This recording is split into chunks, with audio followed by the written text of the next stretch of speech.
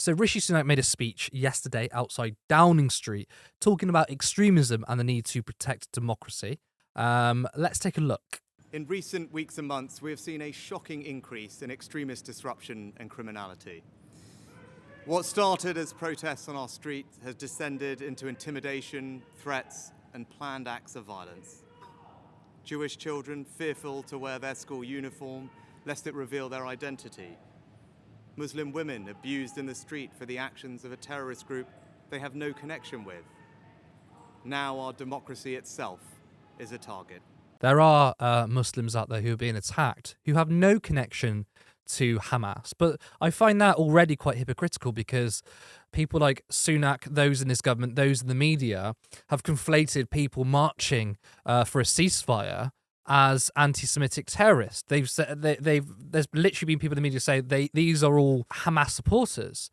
So yes, you are absolutely right, Rishi, to say that Muslims should not be painted with the same brush, but in effect, that is what's happening. Council meetings and local events have been stormed. MPs do not feel safe in their homes. Long-standing parliamentary conventions have been upended because of safety concerns. Well, that's obviously a load of bollocks, and I'm surprised that Rishi is saying that since the Conservatives were very unhappy with the Labour Party essentially coercing Lindsay Hoyle to table their motion. I've covered it many times before. It wasn't due to safety. It was the fact that the Labour Party were in a difficult situation because Keir Starmer didn't want some of his MPs to vote with the SNP motion on a ceasefire. That looks bad on him. So they spoke to the Speaker. Starmer personally spoke to the Speaker after speaking to the Israeli PM. And suddenly Lindsay Hoyle tabled Labour's watered-down ceasefire motion. And then off the back of that, we've had Lindsay Hoyle, we've had many other MPs, people in the media saying it was due to safety, which is a load of rubbish. What Sunak is doing here is conflating political games by the Labour Party with safety. But again, I'm quite surprised he's doing this because the Conservatives were really angry with Lindsay Hoyle and what Labour did. They walked out. And it is beyond alarming that last night the Rochdale by-election returned a candidate who dismisses the horror of what happened on October the 7th, who glorifies Hezbollah and is endorsed by Nick Griffin, the racist former leader of the BNP. I have no truck with George Galloway. You know my opinions. I do not like him. I don't know. I find it quite strange that an unelected Prime Minister, Rishi Sunak, I mean, he didn't even come first in the leadership contest. It was Liz Truss, attacking a specific election, which George Galloway won, but it was a democratic election. Again, I don't like the guy. I think he has some real problematic stuff about him. But it's really ironic that he's doing a speech about protecting democracy and then attacks George Galloway, who won a huge majority. The sort of sizable majority that even if Labour had a decent candidate or just an inoffensive candidate, I think George would have won in any circumstances. It would have been a lot closer. Of course, the circumstances for George were very good. The fact that every other candidate was piss poor and that Labour even had to disavow their own MP or candidate, but he would have won either way. But yeah, this is really strange to target George Galloway, but also it's quite funny how he brings up Nick Griffin being endorsed by him, obviously the leader or former leader of the BNP. Yes, he is a racist, and Rishi Sunak is right about that. And yes, it's not good when Nick Griffin endorses you and you don't come out and publicly disavow from him. Nick Griffin has endorsed a lot of people. In fact, he endorsed Margaret Hodge, not her specifically, but her policies back in the New Labour times when she was pushing policies for prioritising housing for British people over immigrants rather than just prioritising housing for all. And Nick Griffin was like, this is great. There's no word of that, of course, because Margaret Hodge is part of the political establishment, so they're okay. George Galloway, again, don't like the guy, but he is definitely outside the political establishment, so he is a target for that. I need to speak to you all this evening because this situation has gone on long enough and demands a response not just from government, but from all of us. Britain is a patriotic, liberal, democratic society with a proud past and a bright future. We're a reasonable country and a decent people. Britain is a liberal democracy. No, it's not actually. I'd say in the last 20 to 30 years, and especially in the last 5 years, us being a so-called liberal democracy is crumbling. Rishi Sunak in the last couple of years, and the Tories widely, have introduced the most draconian anti-protest laws, such as the Police Crime and Courts Bill. It led to many protests. It led to the Bristol riots. We think about 2011 when it was the riots in London. People were being locked up for years for stealing basmati rice. The punishment should fit the crime. So the idea that we're a liberal democracy, and he's using this speech as a preface to clamp down on more protests, is a load of rubbish. We have McCarthyite politics, the anti-Semitism, McCarthyism campaign, which is started with Jeremy Corbyn. Because Jeremy Corbyn is strong on Palestine and speaks up against Israel, he was smeared as an anti-Semite. That's actually moving broader now. I mean, James O'Brien, the most milquetoast liberal centrist, because he's like, actually, genocide isn't good. He's been smeared as an anti-Semite. If you support Palestine against a genocide, if you march in support of Palestine and for a ceasefire, you must be a terrorist. All these people, ordinary people and activists, lobbying their MPs, getting involved in the political process, that's not people power politics. That's just mobs. That's just hateful individuals who are trying to attack democracy and attack our MPs. Our story is one of progress, of great achievements and enduring values. Immigrants who have come here have integrated and contributed. They have helped write the latest chapter in our island story. And then Theresa May did the Windrush campaign, so we don't respect immigrants either. They have done this without being required to give up their identity.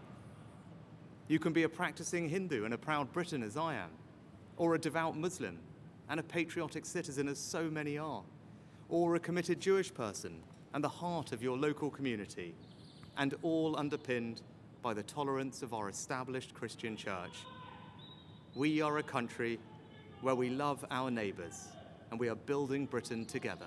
Is he describing this country or another one? Because that's not our country. We are incredibly divided. Anti-Semitism, Islamophobia, many other forms of racism is on the rise. The idea that we love our neighbour? Christ. He's not talking about us, is he? But I fear that our great achievement in building the world's most successful multi-ethnic, multi-faith democracy is being deliberately undermined. There are forces here at home trying to tear us apart.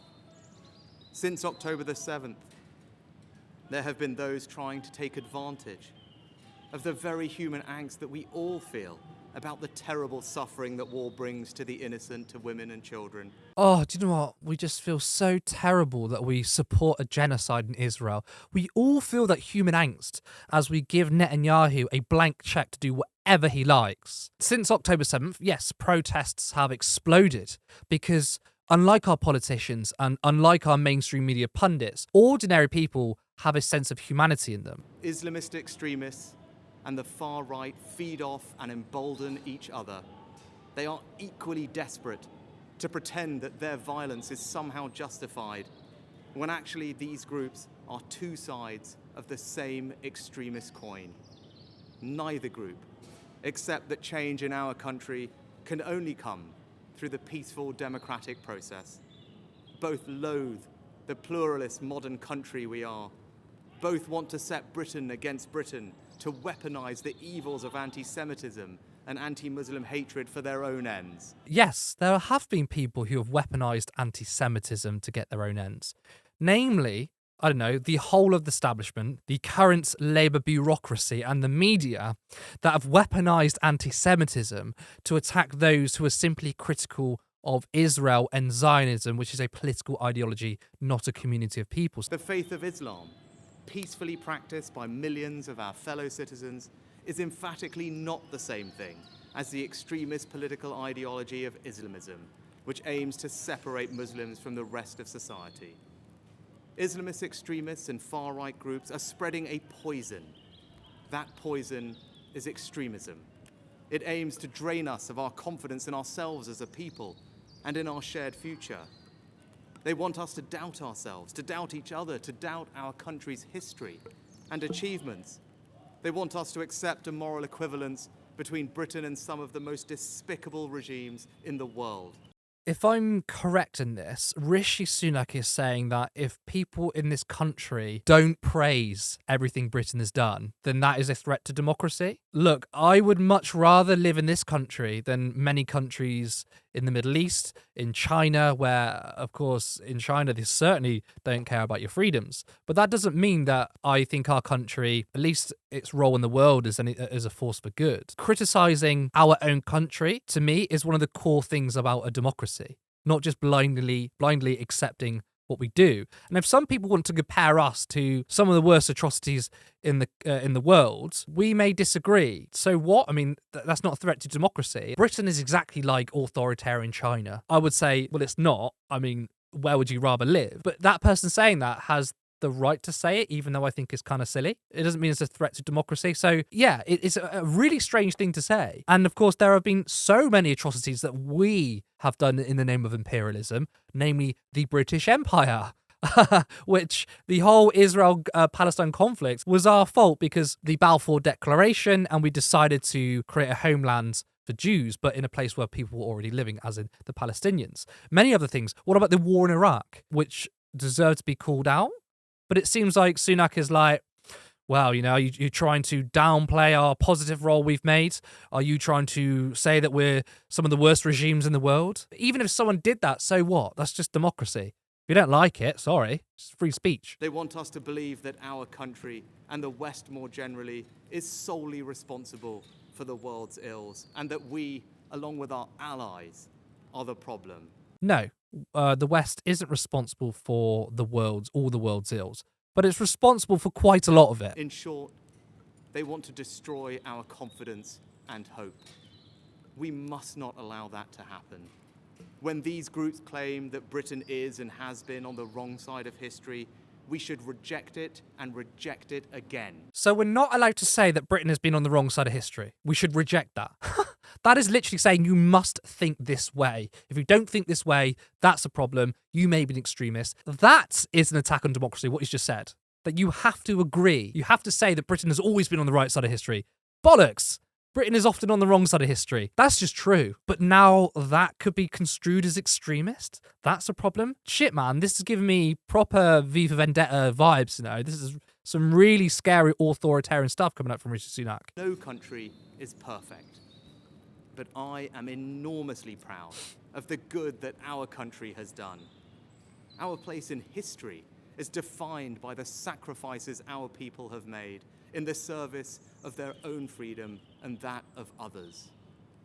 And when these groups tell our children that they cannot and will not succeed because of who they are, when they tell children that the system is rigged against them or that Britain is a racist country, this is not only a lie, but a cynical attempt to crush young dreams and turn impressionistic minds against their own society. That's a bold claim.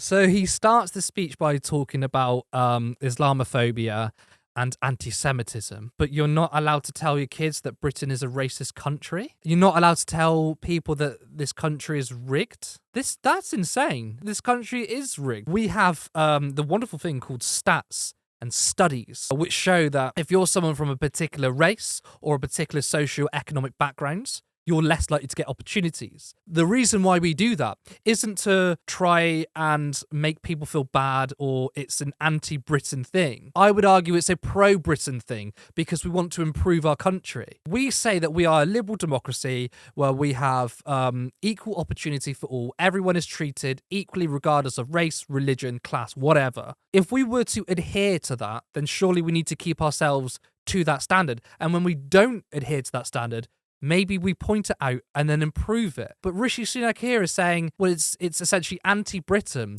to tell people that things are stacked against you. So the truth then, are you saying that it's a British value to lie? And I respect that the police have a tough job in policing the protests we have seen and that they are operationally independent. But we must draw a line. Yes, you can march and protest with passion. You can demand the protection of civilian life. But no, you cannot call for violent jihad. Who is doing that? Who is protesting and calling for violent jihad? Yes, granted, whenever there's a big protest of, I don't know, hundreds of thousands of people, you're going to get idiots with stupid signs and offensive stuff. That is what happens. Any group of people, there's always a few that do stupid stuff, right? But that's not an excuse to start banning things and start tarring everyone with the same brush. Out of the hundreds of thousands of people that have protested since the 7th of October, there has been like little incident, hardly any. Just shows that how overwhelmingly peaceful it is. Yet we have our Prime Minister saying it is unacceptable to call for jihadism. Who the fuck is doing that? There is no context in which it can be acceptable to beam anti-Semitic tropes onto Big Ben in the middle of a vote on Israel-Gaza. Saying from the river to the sea, Palestine will be free is not anti-Semitic. I'll say that again. Saying from the river to the sea, Palestine will be free is not anti-Semitic. This month, the government will implement a new, robust framework for how it deals with this issue, to ensure that we are dealing with the root causes of this problem, and that no extremist organisations or individuals are being lent legitimacy by their actions and interactions with central government. Great, so more police powers on our freedoms. That's what it means. You cannot be part of our civic life if your agenda is to tear it down. We will redouble our support for the Prevent programme to stop young minds being poisoned by extremism. We will demand that universities stop extremist activity on campus. We will also act to prevent people entering this country whose aim is to undermine its values. The Home Secretary has instructed that if those here on visas choose to spew hate or protest or seek to intimidate people, we will remove their right to be here. But who defines what is hate and intimidating? The government. Now that announcement there should worry everyone. It will start with immigrants and it will make its way to all of us who are born in this country. That to me would give powers to the government to essentially deport people who are simply engaging in protest. They might say, well, you know what, we're only deporting people who are dangerous, those that want to inflict violence and terrorism on us. But since they get to define what it is, and since the fact that they are happy to compare hundreds of thousands of ordinary people marching for a ceasefire as essentially anti-Semitic terror sympathisers, then what is an immigrant who came here, seen something that is really unjust, or attended one of these marches, did nothing wrong, just peacefully attended those marches, and they were identified on that march, we strip them of their visa and we send them away. That is a true infringement on the rights of people, the freedom to protest and the freedom of speech. That is disgraceful and that is dark. And I want to speak directly to those who choose to continue to protest. Don't let the extremists hijack your marches. You have a chance in the coming weeks to show that you can protest decently, peacefully, and with empathy for your fellow citizens. Let us prove these extremists wrong and show them that even when we disagree, we will never be disunited from our common values of decency and respect. The way the government, they say they support scrutiny and protest. They don't. What they support is a certain kind of protest, which is kind of just virtue signaling, right? You can protest, but do it very, very quietly, which is not disruptive and no one can really hear about you. Then you can do it. Well, that's not an effective protest or march. The whole point of protesting is disruption. But the government wants to make protest something that's so ineffectual that they can say, oh, we still have protests, we're a democratic nation, but it doesn't have any real power. I love this country. My family and I owe it so much. The time has now come for us all to stand together to combat the forces of division and beat this poison. We must face down the extremists who would tear us apart. There must be leadership, not pandering or appeasement. When they tell their lies, we will tell the truth. When they try and sap our confidence, we will redouble our efforts. And when they try and make us doubt each other, we will dig deeper for that extra ounce of compassion and empathy that they want us to believe doesn't exist, but that I know does. If we do that, we can build on our great achievement in creating today's Britain, a country of kind, decent, tolerant people. We can make this a country in which we all feel a renewed sense of pride. This is our home.